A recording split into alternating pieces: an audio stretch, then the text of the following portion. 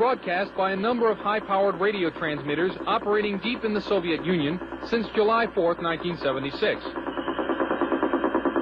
Though the official Defense Department explanation of the woodpecker is that it is an over-the-horizon radar designed to track U.S. missile launches, some scientists suspect that the woodpecker is designed to interfere with human brain function. As far as I'm concerned, the potential that this has for producing a direct psychoactive effect upon the total American population is there, has never been disproven. Dr. Robert Becker is a pioneer in the field of bioeffects of electromagnetism. The signal range within which the woodpecker operates is that which has been reported by many investigators to produce a tranquilizing effect upon animals.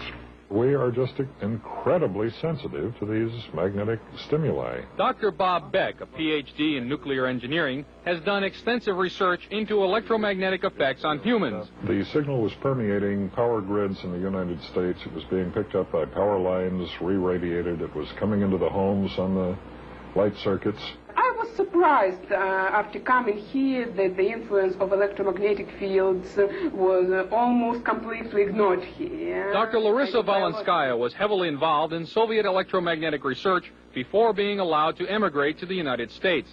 She told CNN about Soviet research in electromagnetic effects. They demonstrated theoretically and also demonstrated experimentally that low frequency, low energy electromagnetic fields also can possess biological efficiency because any field not only carries energy but also carries information. She stated that the research was carried out on orders from the Soviet government. Of course, the military were extremely interested in this potential of remote influence. Is the United States military working in the field of electronic mind control? Officially, the Department of Defense will not comment because the subject area is, quote, too sensitive.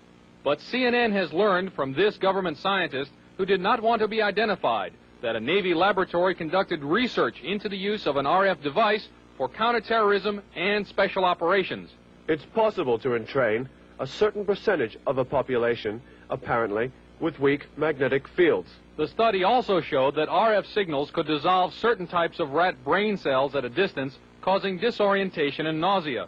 According to the scientist, even though the program was successful, the government never followed up on it. Dr. James Frazier did electromagnetic research for the U.S. Air Force for many years. At one time, he proposed a battlefield RF weapons system. You could make an antenna that would be carryable by a helicopter, and that this could be expected to produce a wide variety of symptoms, actually, by humans who happen to be standing in the beam. According to Dr. Fraser, the Air Force never followed up. At Lawrence Livermore Laboratory, another RF weapons concept is nicknamed the brain bomb. According to the book Star Warriors, the brain bomb would focus a nuclear blast into a huge pulse of low-frequency RF energy that would stun huge numbers of troops. Apparently, it too has not yet been funded. The Department of Defense will not comment about Soviet RF weapons, or if American RF weapons development is going forward. However, experts interviewed by CNN say that the Soviets are apparently ahead and could exploit that lead in a surprise strategic move, a move that could have grave consequences for the United States. From Washington, this is Chuck DeCaro, CNN Special Assignments.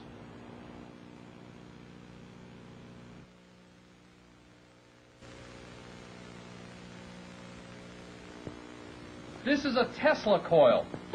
It was invented some 90 years ago, but now a growing number of experts in the United States feel that it may form the basis of a new generation of Soviet weapons. They are known as radio frequency, or RF weapons, because they operate in the radio frequency spectrum. Their existence is noted in this U.S. Department of Defense publication, which says the Soviets could use them to destroy components of missiles, to interfere with radar and other electronic systems, and even to alter human mind functions.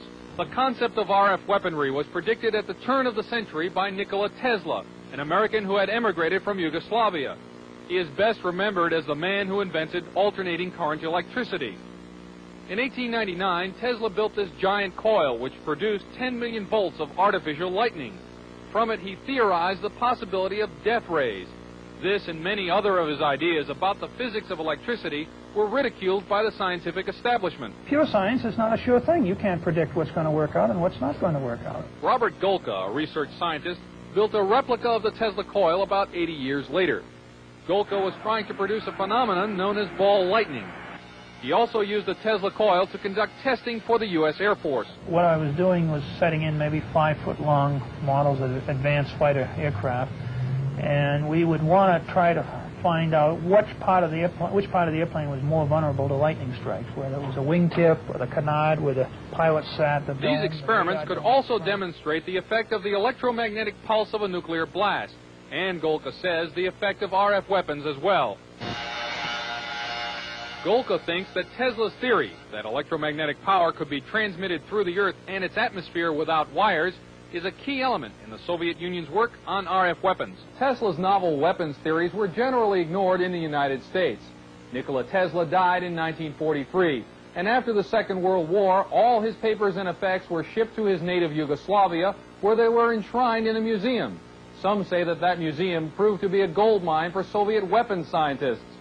We haven't even formally, so far as I know, to ourselves admitted that these weapons exist in the hands of the Soviet Union. Weapons analyst Tom Bearden, a retired U.S. Army lieutenant colonel, is among a small group of scientists and engineers who believe that the Soviets have perfected Tesla's ideas and are developing radio frequency weapons on a scale unimagined in this country. There have been a series of tests of these kinds of weapons, apparently, for a number of years. For example, airliners from Iran, before the fall of the Shah, saw deep within the Soviet Union very large, glowing spherical balls of light, which started out small and then expanded to very large size, which are apparently these kinds of weapons for use in an anti-ballistic missile defense role. Bearden believes that these satellite photographs are of mysterious non-nuclear explosions near an uninhabited island in the East Siberian Sea, and that they are discharges from an RF weapon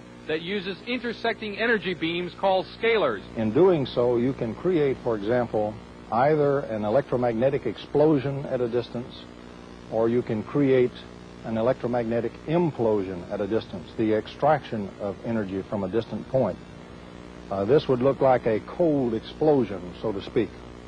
And I believe the thing on April the 9th, 1984, off the coast of Japan, that involved several 747 jet airliners, I believe that incident was a test of a cold explosion weapons. At least it met all the characteristics. Pilot Doug Happ was in one of the 5 airline crews that saw an incredibly large cloud rising from the moonlit overcast below. It looked like a plate coming up through an overcast, but it just kept expanding, and as it got higher, it was apparent that you could see right through the middle of it, so it looked like a big smoke ring.